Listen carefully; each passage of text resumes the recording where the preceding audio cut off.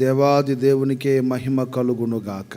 కొద్దిసేపు దేవుని మాటలు విందాం. మనం హగ్గయి గ్రంథం 1వ అధ్యాయం 13వ వాక్యం. అప్పుడు యెహోవా దూత అయిన హగ్గయి యెహోవా తెలియజేసిన వార్తను బట్టి జనులకు ప్రకటించినదేమనగా, నేను మీకు తోడుగా ఉన్నాను. ఇదే యెహోవా వాక్కు. 2వ అధ్యాయం 4వ వాక్యం. నేను మీకు తోడుగా ఉన్నాను.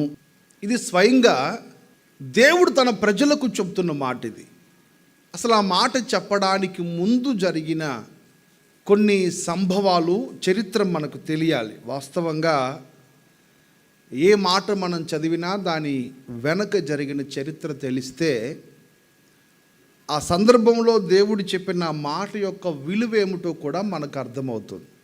ఆ చరిత్ర ఏమిటంటే, ఇంచుమించు ఇశ్రాయేలు ప్రజలు 2 రాజ్యాలుగా విడిపోయారు.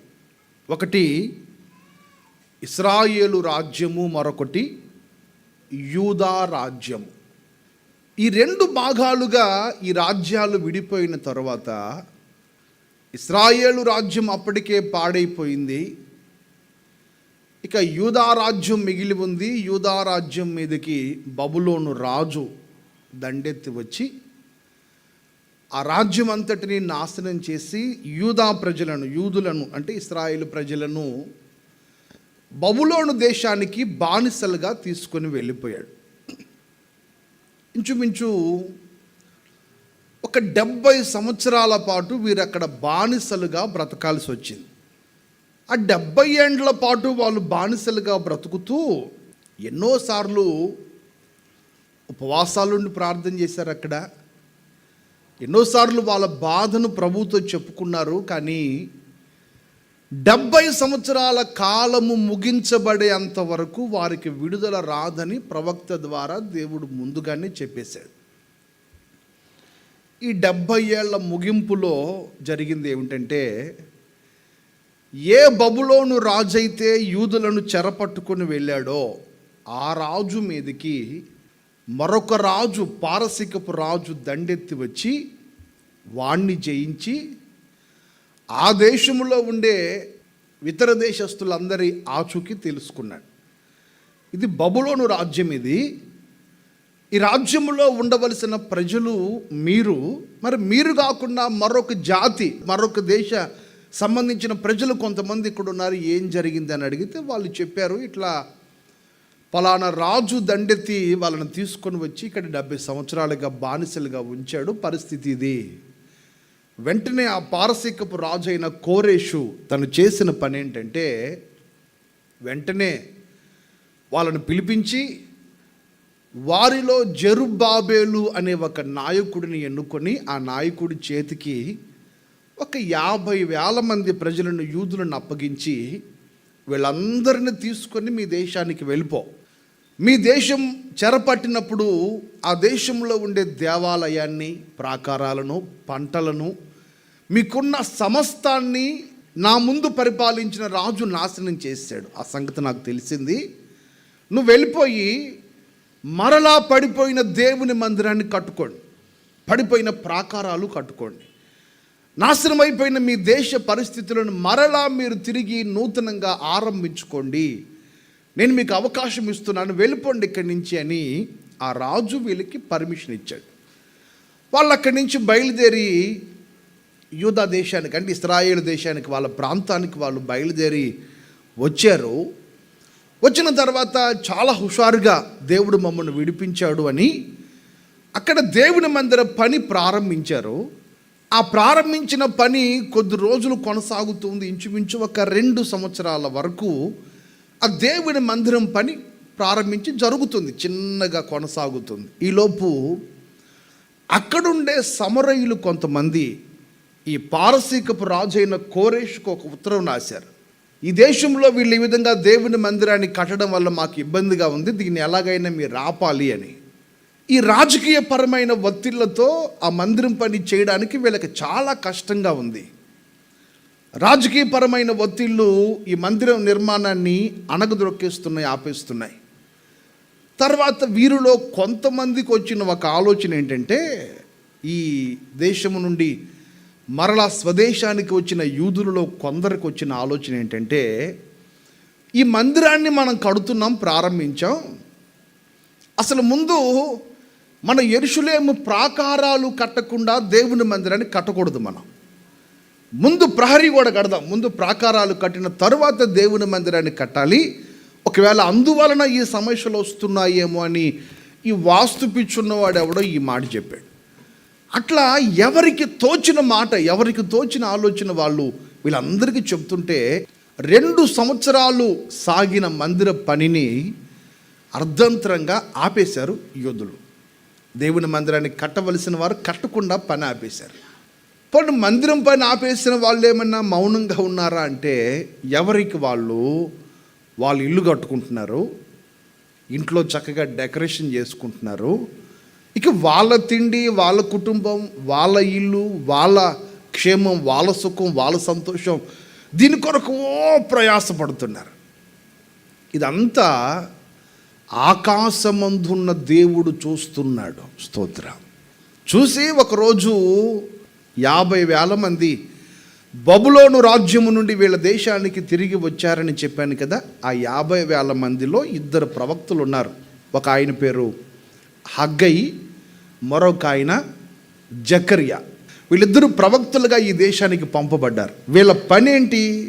పడిపోయిన ప్రాకారాలు కట్టబడాలి, కూల్చబడిన మందిరము మరలా తిరిగి ప్రారంభించబడాలి. మీరు ఏం చేస్తారో నాకు తెలియదు. ప్రభు వీళ్ళకి అప్పగించిన బాధ్యత అదే. ఖచ్చితంగా మీ దినాలలో మందిరము కట్టబడాలి అని దేవుడు వారికి ఒక బాధ్యతను అప్పగిస్తే, ఆ బాధ్యతను బట్టి దేవుని మందిరము కట్టబట్టు కొరకు ప్రయాసపడి దేవుని మందిరం ఎలాగైనా తిరిగి కట్టాలి అని చెప్పి దేవుని మందిర నిర్మాణం కొరకు ప్రజలను ప్రోత్సహిస్తున్నారు. కానీ 2 సంవత్సరాలు గడిచిన తరువాత వీళ్ళు దేవుని మందిర నిర్మాణమును ఆపేశారు. ఎన్ని సంవత్సరాలు ఆపారు? 14 సంవత్సరాలు మందిరం పని చేయకుండా ఆపేశారు. ఆపేసిన వాళ్ళు మౌనంగా ఉన్నారా అంటే లేరు. ఈ మొదటి అధ్యాయములో 2, 3, 4, 5 వాక్యాలలో వాళ్ళు చేసిన తప్పేంటి దేవుడు చెప్పాడు. ఏంటి వాళ్ళు చేసిన తప్పు?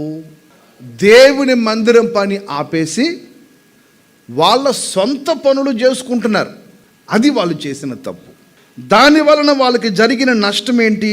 6వ వాక్యం. విస్తారముగా విత్తిన, భోజనము చేసిన, పానము చేస్తున్న, బట్టలు కప్పుకున్న, కష్టపడి జీతం సంపాదించిన, జీతము చిల్లు సంచిలో వేసినట్లుగా అయిపోతుంది. ఇప్పుడు ఇవన్నీ నష్టాలు జరుగుతున్నా కూడా వారిలో ఏం కలగలేదట. 7వ వాక్యం చివరి మాట చూడండి. మీ ప్రవర్తనను గూర్చి ఆలోచించుకొనుడి. ఎంత సంపాదించినా కళ్ళ ముందు మిగలడం లేదు, కనబడడం లేదు. ఇంత నష్టము జరుగుతున్నప్పుడు కూడా వీరు ఆలోచించలేదట. అందుకని ప్రభు అంటాడు, మీ ప్రవర్తనను గూర్చి ఆలోచించుకోండి. ఏం ఆలోచించాలి? ఎంత తిన్నా ఆకలి తీరడం లేదు, తృప్తి కలగట్లేదు జీవితంలో, ఎందుకు ఆలోచించుకో.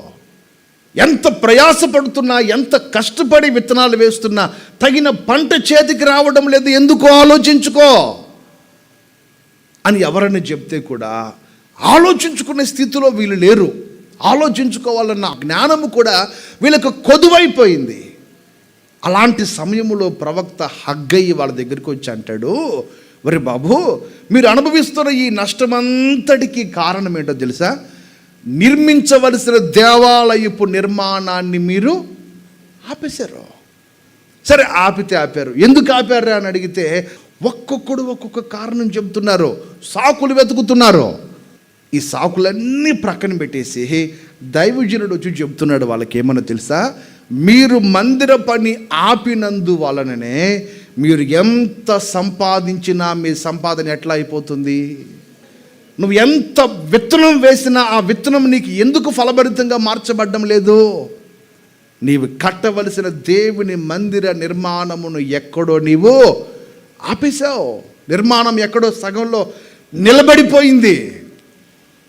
నీ ఆధ్యాత్మిక జీవితంలో నీవు నేను ఒక మందిరముగా దేవుని కొరకు కట్టబడుతున్నాము. నమ్మితే స్తోత్రం చెప్పండి. దైవజనుడు పౌలు చాలా స్పష్టంగా అంటాడు, మీరు దేవుని ఆలయమై ఉన్నారని మీరు ఎరుగరా. చెప్పండి, మనమంతా ఎవరమి? దేవుని ఆలయం మనం. కొరింథీ సంఘానికి లేఖ వ్రాస్తూ అంటాడు, మీరు దేవుని ఆలయమై ఉన్నారని, దేవుడు మీలో నివసించడానికి ఇష్టపడుతున్నాడని, మీరు దేవుని మందిరముగా కట్టబడుతున్నారన్న సంగతి మీరు ఎరుగరా అంటాడు అక్కడ. అంటే ఇప్పుడు దేవుని మందిరము అంటే అక్షరార్థంగా కట్టబడిన ఈ ఒక్కటే దేవుని మందిరం కాదు. ఈ దేవుని మందిరంలో నిలిచి ఉన్న నీవు నేను కూడా ఆయనకు ఆలయముగా కట్టబడుతున్నాము. చేతులెత్తి బిగ్గరగా స్తోత్రం చెప్పండి. నేను 70 సంవత్సరాల బానిసత్వం నుంచి విడిపించింది, నీ పుట్టుకతో నిన్ను అంటిన పాపము నుంచి నిన్ను విడిపించింది, నీ శాపము నుంచి నిన్ను విడిపించింది, నిన్ను లోకంలో నుంచి ప్రత్యేకపరిచింది, నిన్ను తీసుకొని వచ్చి సంఘంలో చేర్చింది. నువ్వు సొంత పెత్తనాలు చేసుకుంటూ నీ ఇష్టానుసారంగా నీకు నచ్చినట్లు నీకు నచ్చింది ఏదో కట్టుకుంటావని కాదు, నీ ఒక మందిరముగా క్రీస్తు కొరకు కట్టబడతావని. ఈ హృదయం దేవునికి ఆలయముగా కట్టబడాలని ఉద్దేశించాడు ఆయన. దాన్నంతా ప్రక్కన పడేసి ఆయనకు ఉపయోగపడే మందిరంగా కట్టబడరా అంటే నీకు ఉపయోగపడే ఇల్లుగా కట్టబడుతున్నావు తప్ప దేవుడికి అవసరమైన మందిరంగా కట్టబడలేకపోతున్నావే. మరలా ఎవడైనా వెళ్ళి రే మందిరం సంగతి ఏంట్రా అంటే సమయం ఇంకా ఎప్పుడు వస్తుంది? సమయం పోయే కాలం వచ్చినప్పుడు వస్తుందా? ఈ మాటను మనకు అర్థమయ్యే కోణంలో చెప్పనా, దేవుడు నిన్ను నన్ను ఎన్నుకున్నది ఎందుకంటే ఆయనకు దేవాలయముగా ఉండడానికి. ఇప్పుడు ఆయనకు నువ్వు హృదయంలో మందిరం కట్టాల్సింది పోయి ఇప్పుడు ఏం కట్టుకుంటున్నాం? మనం సొంత ఇండ్లు కట్టుకుంటున్నాం. అంటే అర్థం ఏంటో తెలుసా? దేవుడు నివాసం ఉండడానికి నీలో చోట్లేదు, కానీ పైన సోకులకు మాత్రం. హృదయం చూస్తేనేమో డ్రైనేజ్ కంటే హీనంగా మారిపోయింది. హృదయం లేనిపోయినవన్నీ ఇక్కడే పెట్టుకున్నావు. మరలా పైకి మాత్రం గ్రానైట్ అయిద్దన ఇల్లులాగా చక్కగా పైకి చాలా సుందరంగా కనబడుతున్నాం. హృదయం అంతా కుళ్ళి కంపు కొట్టిపోతుంది లోపల.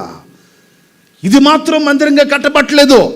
ఈ సంగతి గమనించి ప్రభు అంటాడు, ఒరే మందిరం కట్టండిరా అని మిమ్మల్ని విడిపిస్తే దాన్ని విడిచిపెట్టేసి ఎవరి ఇష్టం వాళ్ళు నెరవేర్చుకుంటున్నారేంటి? ఏమనండి మందిరం కడితే ఈ కష్టాలన్నీ పడలేక మా బాధలు మేము పడుతున్నాం. మరి మందిరం కట్టడానికి నీకు ఇబ్బంది కలిగింది, మరి నీ ఇల్లు కట్టుకోవడానికి ఇబ్బంది అనిపించలేదా? అనిపించలేదు. అందుకేగా ఎంత తిన్నా ఆకలి తీరడం లేదు, తృప్తి లేదు జీవితంలో. ఏదో నిస్సహాయత, ఏదో నిరాశ నీ జీవితాన్ని అందుకేగా వెంటాడుతుంది. మరలా మీకు చెబుతున్నాను, ఎవరైతే హృదయం అనే దేవాలయాన్ని చక్కగా కట్టుకోవడానికి ఇష్టపడతారో వారు బ్రతుకు దినములన్నిట తృప్తిగా బ్రతికే కృపను దేవుడు వారికి దయచేస్తాడు. నమ్మిన వాళ్ళు చేతులెత్తి స్తోత్రం చెప్పండి. నీవు దేవుని మందిరం నిర్లక్ష్యం చేసేసి, హృదయం అనే నీ దేవాలయం నిర్లక్ష్యం చేసేసి, అక్షరార్థంగా కట్టబడిన ఈ దేవుని మందిరం నిర్లక్ష్యం చేసేసి పైన సోకులు మాత్రం బ్రహ్మాండంగా చూపించుకుంటున్నావు లోకానికి. నీ వలన ఏమిటి దేవునికి ఉపయోగం? నీ వల్ల ఏంటి ప్రభువుకు ప్రయోజనం? నీ చేతిలో నువ్వు సంపాదించింది మిగిలి ఉండకుండా పోవడానికి ఒక్కటే కారణం, దేవుడు నీకు అప్పగించిన పనిని నీవు నిర్లక్ష్యము చేస్తున్నావు. ఏం అప్పగించాడు ఆయన? నీ వెండి నాకు ఇమ్మన్నాడా? నీ బంగారం నాకు ఇమ్మన్నాడా? నువ్వు సంపాదించిన డబ్బు తెచ్చి నాకు ఇమ్మన్నాడా? కాదే. ఒక మందిరముగా మార్చబడరాని కదా నీకు అప్పగించింది పని. అది తప్ప మిగతా పనులన్నీ చేస్తున్నావు, దేవుడు అప్పగించిన పని మాత్రం ప్రక్కన పెట్టేస్తున్నావు. అందుకని ఆయన అంటాడు, మీ ప్రవర్తన గురించి ఆలోచించుకో. ఏం ఆలోచించుకోవాలయ్యా అంటే, ఒరే ఎంత జరుగుతున్నా నీకు బుద్ధి రావట్లేదంటరా. ఈ జ్ఞానం ఎప్పుడు వస్తుంది నీకు? నీ ప్రవర్తన గురించి ఆలోచిస్తే నీకే జ్ఞానం వస్తుంది. నాకు వచ్చిన ఈ శోధనకు కారణం ఏంటి? నా తప్పిదం ఏమైనా ఉందా, లేక దేవుడు నన్ను పరీక్షకు అప్పగించాడా? ఈ గ్రహింపు కావాలి కదా సంఘానికి. వచ్చే ప్రతి సమస్యకు కారణం ఆ దేవుడు పరీక్షిస్తున్నాడు అని సమర్థించుకుంటే నీకు ఎప్పుడు బాగుపడేది? నువ్వు ప్రతి పరీక్షకు కారణము దేవుడు మనలను ఉన్నత స్థితికి తీసుకొని వెళ్ళడానికే కాదు, కొన్ని మన అవిధేయతను బట్టి కూడా వస్తాయి, కొన్ని మనం దేవుడు చెప్పిన పని నిర్లక్ష్యం చేసినందువలన కూడా వస్తాయి. అది నీవు నేను ఆలోచించుకొందుముగాక. చేయొద్దు. అందరూ గట్టిగా స్తోత్రం చెప్పండి. మనం తీసుకున్న ఏ నిర్ణయము, ప్రతి నిర్ణయము సక్సెస్ అవ్వాలని లేదు కదా. మనం చేసిన ప్రతి ఆలోచన ఖచ్చితంగా జరుగుతుందనడానికి లేదు కదా. అట్లా అనుకుంటే రాజకీయ నాయకులు ఎన్నో ఎత్తులేస్తారు. ఎత్తులేసినాడు అందరూ గెలవగలుగుతున్నాడా చెప్పండి. కానీ ఈ ఫెయిల్యూర్కు కారణం ఏమిటో ఆలోచించుకోగలిగిన వాడే క్రైస్తవుడు. స్తోత్రం చెప్పు గట్టిగా. దాని గురించి నువ్వు ఆలోచించాలి కదా.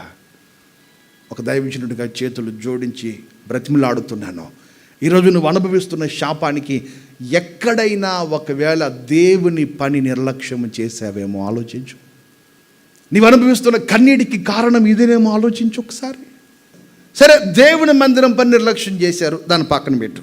ఇప్పుడు రెండవ కారణం ఏంటంటే అక్కడ 8వ వాక్యంలో ఆయన అంటాడు, పర్వతములెక్కి మ్రాను తీసుకొని వచ్చి మీరు ఈ మందిరమును కట్టించిన ఎడల దాని యందు నేను సంతోషించి నన్ను ఘనపరుచుకొందును. ఇక్కడ మీరు గమనించాల్సిన మాట ఏంటంటే 70 సంవత్సరాలు బానిస బ్రతికి వాళ్ళు వచ్చిన తర్వాత వారి మధ్యలో దేవునికి ఘనత లేదట.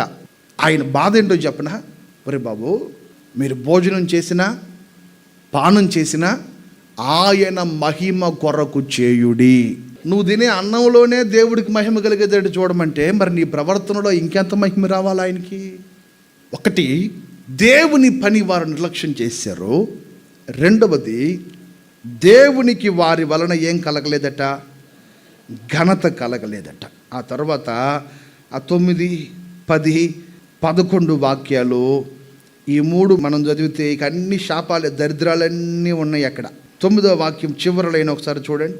నా మందిరము పాడై ఉండగా మీరందరూ మీ ఇండ్లు కట్టుకొనుటకు త్వరపడుట చేతనే కదా. ఇది అక్షరార్థంగా నేను మాట్లాడట్లేదు, ఆత్మ సంబంధంగా మీరు గ్రహించండి. మందిరం పాడైపోయింది అంటే నీ హృదయం పాడైపోయింది. కానీ పైన సరంబి వేసిన ఇండ్లు కట్టుకోవడానికి మీరు ప్రయాసపడుతున్నారు. అందుచేతనే కదా మీరు ఏం చేసినా మీకు ఎదురవుతుంది అంటాడు. మీరు అక్కడ చూడండి, విస్తారముగా కావాలని మీరు ఎదురు చూచారు కానీ కొంచెమే పండింది. మీరు దానిని ఇంటికి తేగా నేను దానిని సరే ఎట్టగొట్ట పండిందండి. పండిన దాన్ని ఇంటికి తీసుకొచ్చి ఇప్పుడు చెదరగొడుతున్నారు దాన్ని. ఆయనే చెదరగొట్టేస్తున్నాడు. ఏమిటయ్యా నీకు ఎంత కోపం మా మీద, ఏంటి నీకు ఎంత కుళ్ళు మా మీద అంటే, కుళ్ళు కాదురా, మందిరం పాడైపోయి ఉన్నప్పుడు మీరు మీ ఇష్టానుసారంగా ప్రవర్తించకూడదు. స్తోత్రం చెప్పండి. అంటే దేవుని మందిరమునకు ఆయన ఇచ్చిన ప్రాధాన్యత ఎంతో మీరు ఆలోచించండి. అందుచేతనే కదా మీరు విస్తారముగా ఎదురు చూస్తే మీకు ఎంత వచ్చింది? ఇంటికి కొంచెమే వచ్చింది. ఒక్కటైనా వదిలిపెట్టాడా? భూమిని వదిలిపెట్టలా, పర్వతాలు వదిలిపెట్టలా, ధాన్యం వదిలిపెట్టలా, ద్రాక్షారసాన్ని వదిలిపెట్టలా, తైలం వదిలిపెట్టలా, భూమి పండే పంట విషయం వదిలిపెట్టలా, మనుషులను వదిలిపెట్టలేదు, పశువులను వదిలిపెట్టలేదు, వాడు చేసే చేతి పనిని వదిలిపెట్టలా. వీటన్నిటిలో ఏం పుట్టించాడట? క్షామం పుట్టించేశారు. ఒకటి, మందిరం పని మీరు నిర్లక్ష్యం చేశారు.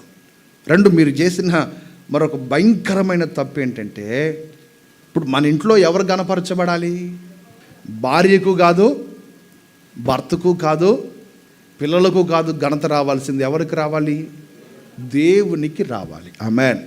ఇప్పుడు మందిరంలో సేవకునికి కాదు, విశ్వాసికి కాదు, ఎవరికి రావాలి? దేవునికి రావాలి ఘనత. ఇప్పుడు ఆ ఘనత రాకుండా చేశారు. 70 ఏళ్ళు బానిసత్వంలో ఉండి వచ్చిన తరువాత కూడా వాళ్ళు ఇదే పని చేశారు. అది నచ్చలేదు ఆయనకి. మీరు నాకు రావాల్సిన ఘనత రాకుండా మీరు ఎంతకాలం ఆటంకపరుస్తారా అని హెచ్చరించి అంటాడు, వీటన్నిటికీ క్షామం పుట్టించాను, అయినా మీలో ఏం కలగలేదు. మీ ప్రవర్తనను గురించిన ఆలోచన పుట్టలేదు మీకు. వాళ్ళు చేసిన పనికి నష్టం ఇది అనుభవిస్తున్నారు వాళ్ళు. ప్రవక్త అంటాడు, మీరు మందిరం పని నిర్లక్ష్యం చేశారు కదా, అదే కారణమట ప్రభువు చెప్పమన్నాడు. 70 ఏళ్ల పాటు నానా రకాల హింసలు అనుభవిస్తూ ఉపవాస ప్రార్థనలు చేసి, ప్రభువా ఏంటి మా గతాన్ని ఏడ్చాం కదరా. సరే, దేవుడు దయతలిచి మన దేశానికి మనల్ని పంపిస్తే కూడా ఇక్కడికి వచ్చిన తర్వాత కూడా ఎవరి స్వార్థం వాళ్ళు చూసుకుంటున్నాం తప్ప దేవుని పని ఎవడం పట్టించుకున్నాం లేదు కదా. ఇప్పటికైనా మాట్లాడుతున్నవాడు హగ్గయి కాదు, ఎవరో యెహోవా మాట్లాడుతున్నాడు. స్తోత్రం చెప్పండి గట్టిగా. దేవుడు మాట్లాడుతున్నాడు. విననోరు మూసుకొని దేవుడు చెప్తున్న మాట అందరూ నిక్కబొడుచుకొని, చెవులు నిక్కబొడుచుకొని జాగ్రత్తగా వింటుంటే ఆ మాటలన్నీ విన్న తర్వాతట ఇప్పుడు చదవండి మీరు ఆ వాక్యాన్ని. తమ దేవుడైన యెహోవా ప్రవక్త అయిన హగ్గయిని పంపించి తెలియచేసిన వార్త విని ఎవరి యందు ఇక్కడ మరొక భయంకరమైన కారణాన్ని చెప్తున్నాడు ప్రభు. ఏమిటో తెలుసా? 70 ఏళ్ల నష్టము తరువాత వాళ్ళు ఇక్కడికి వచ్చినా వారిలో ఏం పుట్టలేదు? భయభక్తులు పుట్టలేదు. నష్టం జరుగుతుంది ఒక ప్రక్కన, అయినా ఏం కలగట్లేదు, భయం రావట్లా. శాపం వెలితాండం ఆడుతుంది కుటుంబాల మీద, భయం రావట్లేదు. దీనికి కారణం ఏంటన్న భయం గుండెల్లో కలగట్లేదు. ఎందుకు కలగట్లేదు? ఎంతసేపటికి వాగ్దానము నమ్మానండి అంటాడు తప్ప హెచ్చరికను నమ్మడు. హెచ్చరికను నమ్మే బుద్ధి కాదు ఇది. ఇప్పుడు నేను కానీ వాగ్దానం చెప్పాను అనుకో, గొంతు కోసిన మేకలు అరిసినట్టు ఓరుతారు, ఆమేన్ హల్లెలూయా అంటారు మీరు. హెచ్చరికని చెప్తే ఒక్కొక్కరు తిప్పే మూతులు చూస్తుంటే కడుపు మండిపోతుంటుంది నాకు. నీకు బుద్ధి చెప్పేది నేను బాగుపడ్డానికా? ఏమంటే నేను, నా భార్య, నా పిల్లలిద్దరు తినటానికి, అంత ముద్ద తినటానికి దేవుడు పోషించడాను ప్రవర్తిస్తుంది తప్పురా? నీకు అర్థం కావట్లేదు. ఎందుకు చెప్పాలి? చెప్పాల్సిన అవసరం ఏంటి? నువ్వు నష్టపోతే ఏడవాల్సింది నేను కాబట్టి. ఇప్పుడు ట్రెండ్ ఏమైపోయిందంటే పిల్లలకి తల్లిదండ్రులు, అమ్మైనా నానైనా ఏదైనా బుద్ధి మాటలు చెప్పారనుకో, మొదలెట్టిందిరా నీకు సోది అనిపిస్తుందే, ఆ సోదే రేపు నాశనం అయిపోతున్నప్పుడు నీ మాటలు నీకు గుర్తు చేసి నీ కుటుంబాన్ని బాగు చేస్తుంది. వాళ్ళు భరించలేకపోతే నీ బతుకేమైపోద్ది? ఒక్కలు చెప్పండి, ఇస్తారా బుద్ధి? నీకు ముద్ద పెట్టేవాడు కూడా లేడు ఇల్లు దాటి అడుగు బయట పెడితే. పిల్లలు తప్పు చేస్తున్నప్పుడు గద్దించాల్సిన బాధ్యత ఉంది. అట్లాగని 24 గంటలు తిడతా కూర్చుంటామా? ఏ రోజు ఇక్కడిని ఏ మాట వినబడినా, ఏ సేవకుడు మాట్లాడినా నేనే కాదు, సేవకుడు ద్వారా నీతో మాట్లాడుతున్నవాడు యెహోవా. ఈ గ్రహింపు సంఘానికి నా దేవుడే కలుగు చేయునుగాక. నేను కోరుకుంటున్నాను, ఈ వేదిక మీద నుంచి నీకు ప్రతిదినము యేసయ్య మాట మాత్రమే వినబడునుగాక. ప్రతి దైవజనుడి స్వరం మోగపోవాలి, యేసయ్య స్వరమే ఇక్కడ లేవనెత్తబడాలి. చేతులెత్తి బిగ్గరగా స్తోత్రం చెప్పండి. ఎప్పుడైతే వాళ్ళ మనసును మార్చుకొని యెహోవా యందు భయభక్తులు నిలవడానికి పూనుకున్నారో, మనసు మార్చుకున్నారో, అయ్యా నువ్వు చెప్పింది అక్షరాల నిజమయ్యా, మేము చేసిన ఈ తప్పిదాల వల్లనే మాకు ఈ నష్టం జరుగుతుందయ్యా అని ప్రభు ఎదుట ఎప్పుడైతే ఒప్పుకోవడానికి పూనుకున్నారో వెంటనే జరిగింది. ఇప్పుడు మీరు 13వ వాక్యం చదవండి. అప్పుడు యెహోవా దూత అయిన హగ్గయి యెహోవా తెలియజేసిన వార్తను బట్టి జనులకు ప్రకటించినదేమనగా, నేను మీకు తోడుగా ఉన్నాను, ఇదే యెహోవా వాక్కు. చప్పట్లు కొడుతూ బిగ్గరగా ప్రభువుకు స్తోత్రం చెప్పండి. నువ్వు యెహోవా మాట వింటే నీకు ఎవరు అభయం ఇస్తారు? నీకు ఎవరు వాగ్దానం చేస్తారు? యెహోవానే వాగ్దానం చేస్తారు. నువ్వు మనుషుల మాట వింటే మనుషులు వాగ్దానం చేస్తారు. మనుషుల వాగ్దానం ఎంతవరకు నిలబడుతుందో నీకు తెలుసుగా, మనుషులు ఎంతవరకు నీతో ఉంటారో నీకు తెలుసుగా. అందుకని మనం దేవుని మందిరానికి వచ్చినప్పుడు ఎవరి మాట కోసం రావాలి? ఎందుకు రావాలి? ఆయన మాట కోసం. అంటే ఆయన మాట మనం వింటే ఆయన మాట హెచ్చరిస్తుంది, అదే సమయంలో ఆ మాట మనకు అభయం ఇస్తుంది. బుద్ధి చెప్పేది ఆ మాటే, ప్రేమించేది ఆ మాటే. నీ దైవజనుడు 24 గంటలు నీ మీద క్రోధం చూపట్లేదుగా. ప్రేమించినప్పుడు ప్రేమను బాగానే పొందుకుంటున్నావుగా, మరి హెచ్చరికను ఎందుకు పొందుకోవట్లేదు? ఎందుకు పొందుకోవట్లేదంటే నీ ప్రవర్తన గురించి ఆలోచించే బుద్ధి నీకు ఇంకా రాలా. ఆ బుద్ధి రాలా నీకు. ఇంకా పందులు తినే పొట్టు తింటా కూర్చున్నావు అక్కడ. వాడికి బుద్ధి వచ్చిన తర్వాత ఏం చేశాడు? నా ఇంటికి వెళ్ళిపోతాను అనుకోనట, వెంటనే వాడు అంటాడు, నా తండ్రి ఇంట అనేక మంది కూలి వాళ్లకు ఆహారం దొరుకుతుంది అంటాడు. అంటే అప్పుడు దాకా తండ్రి మీద ఉన్న చులకన భావం అంతా పోయింది. ఎప్పుడంటే పందులు తినే పొట్టు తిన్నప్పుడు. మరి నువ్వు అది తింటున్నప్పుడు కూడా నీకు ఆలోచన రావట్లేదంటే, భయంకరమైన పరిస్థితుల్లోకి నెట్టబడుతున్నా కూడా నీకు ఆలోచన రావట్లేదంటే, ఇంకా కారణాలు వెతుక్కుంటూ వెళుతున్నావంటే, ఎంత స్పష్టంగా ప్రభువు చెబుతున్నాడు కదా. నువ్వు విస్తారంగా రావాలనుకుంటే కొంచెమే వస్తుంది. ఎంత విత్తినా అది రాని చేతికి పంట రావట్లేదు. ఎలాగోలా పంట చేతికి ఇంటికి వచ్చిన దానిని నేను చెదరగొట్టేస్తున్నాను, అన్నిట్లో క్షామాన్ని పుట్టిస్తున్నాను. ఇంత డైరెక్ట్గా చెబుతున్నాడు ఆయన. నేను చేస్తున్నాను రా, నువ్వు చేసిన నిర్లక్ష్యం వల్ల నేను చేస్తున్న పని అది అని ఆయన చెప్తుంటే కూడా ఆయన మాట వినకుండా ఇంకా సమర్థించుకునే ప్రయత్నం చేస్తే ఎట్లా? ఇకనైనా నీ మనసు మార్చుకొని ఆయనకు అప్పగించుకుందువుగాక. దేవుడు నీకు అప్పగించిన పని సంపూర్తి చేసే వరకు విశ్రమించకుందుముగాక. మనం చేయెత్తి గట్టిగా స్తోత్రం చెప్పండి. ఇప్పుడు చెప్పండి, 70 సంవత్సరాల బానిసత్వం నుంచి విడిపించిన కారణం ఏంటి? దేవుని మందిరమును కట్టడానికి విడిపించాడు. కానీ ఇక్కడికి వచ్చి వాళ్ళు ఏం కట్టుకున్నారు? ఇండ్లు కట్టుకోవడానికి. అంటే స్వార్థపూరితంగా వారిని గురించి వారు ఆలోచించుకుంటున్నారు, కానీ వారికి రక్షణ ఇచ్చిన దేవుని గురించి వారు ఏమీ ఆలోచన చేయలేదు. హగ్గయి చెప్తున్న ప్రతి మాట ఎవరి మాట వల్లే వినబడింది వారికి? యెహోవా మాటలాగా. ఎప్పుడైతే యెహోవా మాటలాగా స్వీకరించి విన్నారో, ఆ యెహోవానే మరలా హగ్గయి ద్వారా ఒక చక్కని ప్రవచనాన్ని ఎత్తి మాట్లాడుతూ అంటాడు, నేను మీకు తోడుగా ఉన్నాను. నువ్వు క్షామములో ఉన్నప్పుడు కూడా నీ దేవుడు నీతోనే ఉన్నాడు, విడిచిపెట్టలేదు. స్తోత్రం. తోడుగా ఉన్నాను అంటే ఇప్పుడు దాకా నువ్వు నడిచిన ప్రతి మార్గంలో నీతో నేను ఉన్నాను. అయ్యా, క్షామం కలిగింది నాకు, అప్పుడు కూడా నీతోనే ఉన్నా. శ్రమ కలిగింది నాకు, అప్పుడు కూడా నీతోనే ఉన్నా. కొన్ని రోజుల పాటు నా జీవితం అంతా చీకటి అలుముకుంది, అప్పుడు కూడా నీతోనే ఉన్నానురా. మరి ఇప్పుడు ఎందుకు చెప్తున్నావు ఆ మాట? ఇప్పుడు నువ్వు మారు మనసు పొందావుగా, భయభక్తి కలిగి బ్రతుకుతానని చెప్పావు కదా నాకు. ఇక్కడి నుంచి నా తోడు ఎలా ఉండబోతుందో నువ్వు కన్నులారా చూడబోతున్నావు. స్తోత్రం చెప్పండి. నిన్నటిదాకా నీతో ఉన్నాను నేను, కానీ నేనున్నానన్న సంగతి నీకు కూడా తెలీదు. కానీ ఇప్పుడు నేను నీతో ఉన్నానని అనేకులు గుర్తించేటట్లుగా చేయబోతున్నాను. ఆమెను చెప్పు గట్టిగా. ప్రేమాపూర్ణుడైన తండ్రి స్తోత్రం. నేను మీకు తోడుగా ఉన్నాను అని వాగ్దానం ఇచ్చారు. అసలు వాగ్దానం వెనక జరిగిన ప్రతి అనుభవాన్ని తేటగా మీరు మాకు వివరించారు నాయన. మా జీవితంలో మీరు మమ్మల్ని పరీక్షలో నెట్టినప్పుడు కూడా మాతోనే మీరున్నారు. మేము నడిచి వచ్చిన ప్రతి మార్గంలో మీరున్నారు. కానీ మేము అనుభవించిన శాపానికి కారణాలు ఏంటో తెలియజేశారు. మీరు అప్పగించిన పని నిర్లక్ష్యం చేయడం, నిన్ను గణపరచకపోవడం, నీ యందు భయభక్తులు కలిగి బ్రతకకపోవడం అని తేటగా తెలియజేశారయ్యా. నన్ను మమ్ములను మీరు అప్పగించిన పని నిర్లక్ష్యం చేసిన ప్రతి అనుభవాన్ని బట్టి క్షమించండి బాబు, క్షమించండి నాయన. మరలా భయభక్తులు కలిగి మీరు అప్పగించిన ప్రతి పని సక్రమంగా చేయడానికి తగిన కృపను మాకు దయచేయమని ప్రార్థన చేస్తున్నాను. ఎంతమంది మీరు తోడుగా ఉండాలని తీర్మానించుకున్నారో, మీరు తోడుగా ఉండాలని ప్రతి అనుభవాన్ని ఒప్పుకొని విడిచిపెట్టడానికి ఇష్టపడ్డారో, నీకు ఆయాసకరమైన ప్రతి పరిస్థితిని మాలో ఉండనివద్దయ్యా అని ఎంతమంది ప్రాధేయపడ్డారో, వారందరితో కూడా మీరు ఉండబోతున్నందుకు స్తోత్రం. ఇప్పటి వరకు మీరున్నారు, ఇక నుండి మీరున్నారని లోకము తెలుసుకునేటట్లుగా మీరు చేయబోతున్నారు. అందుని బట్టి నీకు స్తోత్రాలు చెల్లిస్తున్నాను. ఇప్పటి వరకు ఈ మాటలు మమ్మల్ని హెచ్చరించాయి, సరిచేసాయి, బుద్ధి చెప్పాయి, ఆదరించాయి.